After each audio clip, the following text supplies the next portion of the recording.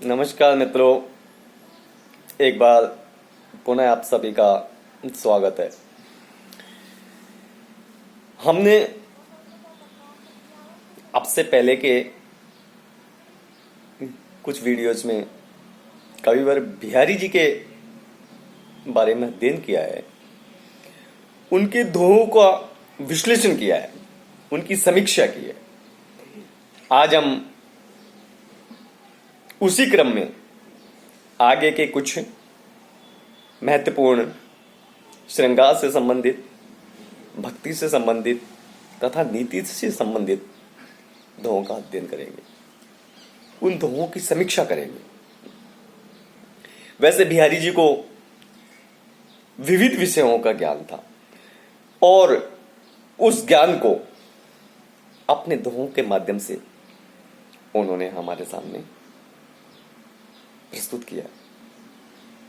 मित्रों, एक व्यक्ति को इतने अधिक विषयों का ज्ञान होना एक साधारण सी बात नहीं है। ये उनकी प्रतिभा का ही कमाल है कि चाहे आप श्रृंगार को ले लीजिए, चाहे आप भक्ति को ले लीजिए, चाहे आप नीति को ले लीजिए, चाहे आप ज्योतिष को ले लीजिए, चाहे आप धर्मशास्त्र को ले लीजिए, चाहे आप गणित को ले लीजिए, या राजनीति को ले लीजिए, या दर्शन को ले लीजिए, बिहारी जी ने हर विषय पर अपनी प्रतिभा के अनुसार अपनी निपुणता को दिखाया है। तो मित्रों, हमारा एक प्रश्न बनता है, बिहारी की भव्यता, उसका जवाब यही है कि बिहारी को विविध विषयों का ज्ञान था। बिहारी जी अनेक विषयों में पारंगत थे और उन्होंने अपने दोहों के माध्यम से उस ज्ञान को बटोरा है, उस ज्ञान को प्रस्तुत किया है। आज हम उसी क्रम में शुरुआत करते हैं। पहला दोहा आप सुनिए। तंत्री नाद कवित रस सरस राग रतिरंग, अन बूढ़े बूढ़े तिरे जे बूढ़े सब। किस प्रकार बिहारी जी ने वाद्य यंत्रों से, कविता से मिलने वाले आनंद और इनसे बढ़कर के प्रेम का रस, प्रेम से मिलने वाले आनंद का वर्णन किया है। बिहारी जी ने कहा है कि जीवन में कलाओं का महत्वपूर्ण स्थान है। ये कलाएं जीवन को सुख में और आनंद में बनाने का कार्य करती है। इसलिए तो उन्होंने कहा है, तंत्री नाद कवित रस सरस राग रतिरंग, अन बूढ़े बूढ़े तिरे जे बूढ़े सबंग। तंत्री नाद का मतलब होता है वाद्य यंत्र, जैसे वीणा, वीणा से मिलने वाला आनंद। जब हम वाद्य यंत्रों की ध्वनि, उनके स्वर सुनते हैं तो उस ध्वनि में हमें एक विशेष प्रकार का आनंद प्राप्त होता है। कवित्रस, कविता के आस्वादन से, कविता पढ़ने से हमारे मन को जो सुख मिलता है, हमारे मन को जो शांति मिलती है, वो भी एक अनुपम होता है, असीम आनंद होता है। लेकिन इन दोनों प्रकार के आनंदों से बढ़कर होता है प्रेम का आनंद, प्रेम से मिलने वाला आनंद। शरस राग रतिरंग, रतिरंग है, रति का तात्पर्य होता है प्रेम। प्रेम का जो रंग है, प्रेम का जो आनंद है, इन दोनों ही प्रकार के आनंद से अधिक बढ़कर होता है। मित्रों, आगे क्या लिखते हैं बिहारी जी? बड़ी महत्वपूर्ण बात लिखते हैं। जीवन की सार्थकता किसमें है? देखिए, अनबूढ़े जो इन तीनों ही प्रकार के आनंदों में निमग्न नहीं होते, डूबते हैं। अनबूढ़े का मतलब जो डूबते नहीं हैं, वो संसार सागर में भटक कर रह जाते हैं। अनबूढ़े बूढ़े अर्थात जो इन तीनों प्रकार के आनंदों में निमग्न नहीं होते, वो संसार में भटक कर रह जाते हैं, अर्थात उनका जीवन यूं ही बर्बाद हो जाता है। तिरे जे बूढ़े सब अंग, और जो व्यक्ति, जो इंसान वीणा से मिलने वाला आनंद, कविता से मिलने वाले आनंद और प्रेम के रंग में डूब जाते हैं, उसका आस्वादन कर लेते हैं, वो भवसागर को पार कर जाते हैं। देखो किस प्रकार बिहारी जी ने अपनी बात को स्पष्ट, और उन्होंने कहा है कि ये जितनी भी ललित कलाएं हैं मनुष्य के जीवन को सुखमय और आनंद देने वाली होती, इनमें जो डूब जाता है, जो आस्वादन कर लेता है, वो भवसागर को पार कर जाता है, आनंद में लीन हो जाता है। दूसरी पंक्ति में लिखा है अनबूढ़े बूढ़े तेरे चे बूढ़े समंग, विरोधाभास का प्रयोग किया गया है। और रंग शब्द है, इसमें श्लेष अलंकार का प्रयोग किया गया है। बूढ़े बूढ़े में पुनरुक्ति प्रकाश अलंकार का प्रयोग किया गया है। मित्रों, अगले धुएं में बिहारी लाल जी अपनी भक्ति भावनाओं को प्रकट कर रहे हैं। बिहारी जी की जो सच्चाई है, ये श्रृंगार, भक्ति और नीति की त्रिवेणी कहलाती है। तो हम उस त्रिवेणी में से भक्ति का एक धुआं निकालते हैं और उसका अध्ययन करते हैं। तो क्या लिखते हैं बिहारी जी, या अनुरागी चित्त की गति ने समझे कोई, जो जो बूढ़े श्याम रंग त्यों त्यों उज्जवल होई। अनुरागी, अनुरागी का मतलब होता है प्रेमी मन। बिहारी लाल जी कृष्ण के भक्त, और उन्होंने अपने आराध्य कृष्ण की भक्ति को किस प्रकार निरूपित किया है। उन्होंने लिखा है कि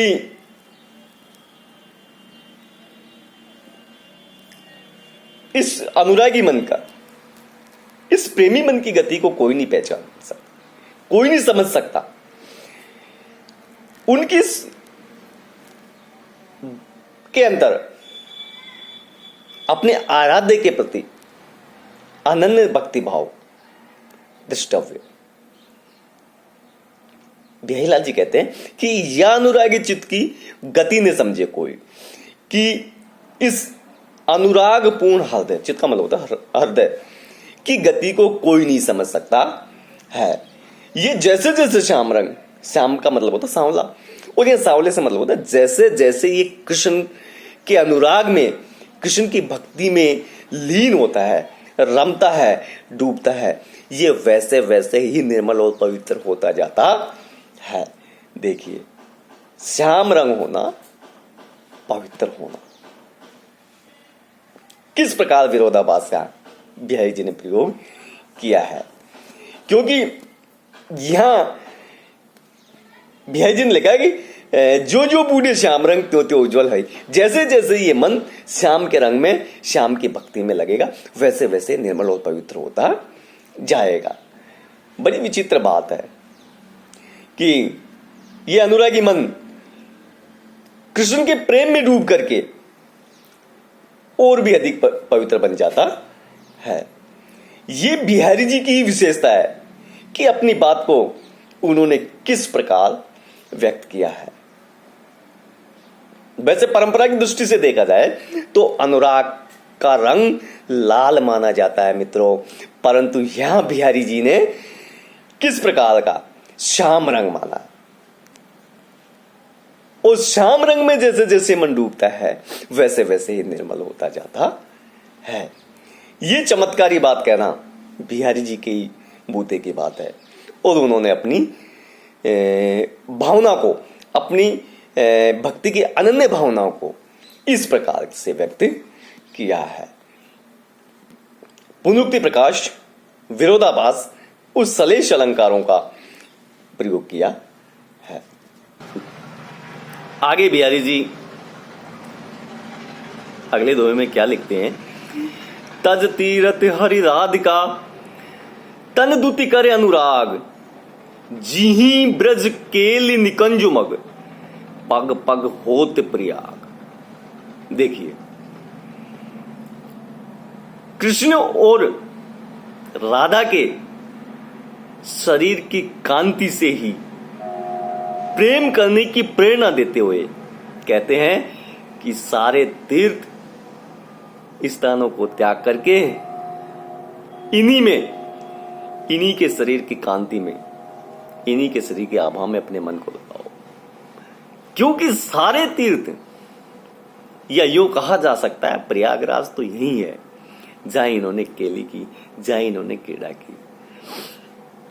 तो इस दोहे में बिहारी लाल जी राधा और कृष्ण की युगल मूर्ति की उपासना पर बल देते हैं।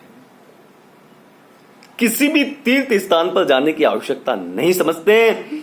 कहीं भी जाने या कुछ धार्मिक रूढ़ियों में आने की बात को नकारते हुए सिर्फ एक ही बात पर बल देते हैं कि कृष्ण की युगल मूर्ति में अपने मन को रमाओ। अपने मन को संबोधित करते हैं बिहारी लाल जी कहते हैं कि तज तीरथ हरि राधिका तन दूती करन राग। तन दूती का मतलब होता है शरीर की कांति, शरीर की आभा। मग का अर्थ होता है मार्ग, कि हे मन, तू सभी प्रकार के तीर्थ स्थानों को त्याग करके, सभी प्रकार के धार्मिक स्थलों का त्याग करके राधा और कृष्ण की युगल मूर्ति और उनके शरीर की कांति से प्रेम कर। क्योंकि इनके शरीर की कांति के कारण ही, उनके चरण चिन्हों के कारण ही ब्रज के प्रत्येक स्थान पर, हर कदम पर, उनके हर क्रीड़ा स्थलों पर, हर कुंजों में तीर्थराज प्रयाग के समान पवित्र बन गए हैं। तो हे मन, तुझे कहीं भटकने की आवश्यकता नहीं है। सिर्फ राधा और कृष्ण के शरीर की कांति से प्रेम कर, उनके श्री चरणों की कांति का ध्यान कर। क्योंकि ये कांति श्रेष्ठ यज्ञों के समान शुभ और लाभ देने वाली है। जिस प्रकार धार्मिक आस्था के अनुसार माना जाता है कि गंगा, यमुना और सरस्वती का जो संगम है वो पवित्र माना जाता है और वहां स्नान करने से सभी प्रकार के पापों से मुक्ति मिलना बताया जाता है। तो कवि ने क्या कहा कि राधा के शरीर की शोभा गौरवर्ण की है और कृष्ण के शरीर की श्याम वर्ण की। तो राधा के शरीर की शोभा तो होगी गंगा और कृष्ण के शरीर की आभा यमुना। और दोनों धाराओं के मिश्रण गौरवर्ण और श्यामवर्ण, दोनों के मिश्रण से हरित पीत वर्ण बनता है, वो सरस्वती की धारा बन गई। तो इनके संगम से तीनों नदियों की धारा बन गई, गंगा, यमुना, सरस्वती। तो बताइए दूसरे स्थान पर जाने की कहां आवश्यकता है? जहां राधा और कृष्ण है वहीं सबसे बड़ा तीर्थ स्थान है और वही सबसे बड़ी त्रिवेणी का संगम है। और इसीलिए उन्होंने कहा कि राधा और कृष्ण के शरीर की आभा से प्रेम करो, जिससे सभी प्रकार के पापों से मुक्ति मिल जाएगी। अनुप्रास अलंकार है, श्लेष है, पुनरुक्ति प्रकाश है और व्यतिरेक अलंकार का प्रयोग किया गया। मित्रों, अगले दोहे में बिहारी लाल जी अपनी भक्ति को किस प्रकार प्रकट कर रही है? शीश मुकुट कटिकाचनी कर मुरली उर्माल, यही बानक मोमन सदा बसो बिहारी लाल। ये दोहा बिहारी जी का भक्ति भावना को प्रकट करता है।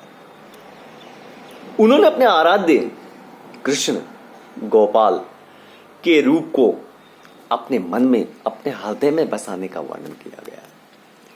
कृष्ण का कैसा रूप है, सिर पर क्या धारण कर रखा है, कमर में क्या है, हाथ में क्या है, और ये अद्भुत और सुंदर रूप है। बिहारी लाल जी चाहते हैं कि सदा मेरे मन के अंदर बसा रहे। इस दोहे में यह बताया कि सिर से मुकुट, गोपाल कृष्ण ने सिर पर मुकुट पहन रखा है, मोर मुकुट। कटी का तात्पर्य होता है कमर, कटी काचनी, और उनकी कमर में पीतांबर धारण कर रखा है। कर मुरली, हाथ में मुरली है। उर्माल और वक्ष स्थल पर वैजयंती की माला पहने हुए हैं। ऐसा रूप बड़ा ही सुशोभित और मनोहारी लग रहा है। यही बानक, बानक का मतलब होता है स्वरूप, रूप, चोला भी कह सकता है, वेशभूषा भी कह सकते हैं। यही बानक मोमन सदा बसो बिहारी लाल। बिहारी लाल जी कहते हैं ये रूप गोपाल कृष्ण का, श्री कृष्ण का रूप सदा मेरे मन के अंदर बसता रहे, निवास करता रहे। तो मित्रों, कवि ने विषय और प्रसंग के अनुरूप ही अपने आराध्य का रूप वर्णन किया है। मुकुट, कटिकाचनी, मूली शब्दों की संगति पर उन्होंने विशेष ध्यान रखा है। उर्माल का से छाती और वनमाल का तात्पर्य छाती पर वनमाल से लिया जाता है। तो कहा जा सकता है कि इन्होंने हर शब्द का प्रयोग शाल तक प्रयोग किया गया है। इसी प्रकार उन्होंने अगले दोहे में लिखा है, बतरस लालच लाल की मुरली धरी लुकाई, शोहे करे भोहनु हसे देन कहे नट जाए। बिहारी लाल जी ने किसी नायिका, या यूं कहा जा सकता है कि राधा की चतुरतापूर्ण क्रियाकलापों का किस प्रकार वर्णन किया है। कृष्ण की बातों के रस में निमग्न रहने के लिए, बातों का रस प्राप्त करने के लिए किस प्रकार वो मुरली को छिपा लेती हैं। और जब कृष्ण उनसे मुरली लेने के लिए कहते हैं या मुरली के बारे में पूछते हैं तो वो सौगंध खाती हैं और मना करती हैं। इसी को इस दोहे के माध्यम से बिहारी लाल जी ने वर्णित किया। बतरस का मतलब होता है बात रूपी रस, बातों से मिलने वाला रस। बतरस लालच लाल की, लालच का मतलब हुआ लोभ, लाल कृष्ण। लुकाई का तात्पर्य मुरली धरी लुकाई, लुकाई का तात्पर्य होता है छिपाना, नट जाए, नट जाने का मतलब होता है मना करना। शोहे करे बोहन हंसू देन कही नट जाए। एक सखी दूसरी सखी से कहती है कि नायिका, नायिका किसको माना है? राधा को। नायिका राधा ने श्री कृष्ण की मधुर मधुर बातों के लोभ के कारण उनकी मुरली को छिपा लिया और छिपा करके रख लिया। जब श्री कृष्ण उनसे मुरली देने के लिए कहते हैं, सोहे करे भोहनु हसे, तो वो सौगंध ले लेती है, सौगंध खाती है। और सौगंध का तात्पर्य तो शपथ, शपथ खाती है और मना कर देती है। कभी भों में ही हंस देती है और देने के लिए विनती करने पर भी स्पष्ट मना कर देती है। इस प्रकार का क्रियाकलाप चलता रहता है। इस प्रकार का क्रियाकलाप बातों का रस प्राप्त करने के लोभ के लिए, उस लालच के लिए राधा करती है। अर्थात वह प्रेमाशक्त नायिका मुरली को छुपा लेती है और अधिक समय तक नायक को अपने पास रोककर उसकी मीठी मीठी बातें सुनना चाहती है। इसलिए वो मुरली को छुपा करके रख लेती है और बड़ी चतुराई के साथ शपथ लेती है। हंसने और नटने की क्रिया का किस प्रकार बिहारी लाल जी ने बड़ा ही सुंदर वर्णन किया है। और हंसने और नटने की क्रिया के कारण नायक विवश रहता है और वहीं रुका रहता है। तो इतनी चतुराईपूर्ण वर्णन बिहारी के ही बूते की बात है। इस दोहे में नायिका के अनुराग व्यंजन क्रियाओं का सुंदर चित्रण किया गया है। रूपक अलंकार का प्रयोग किया गया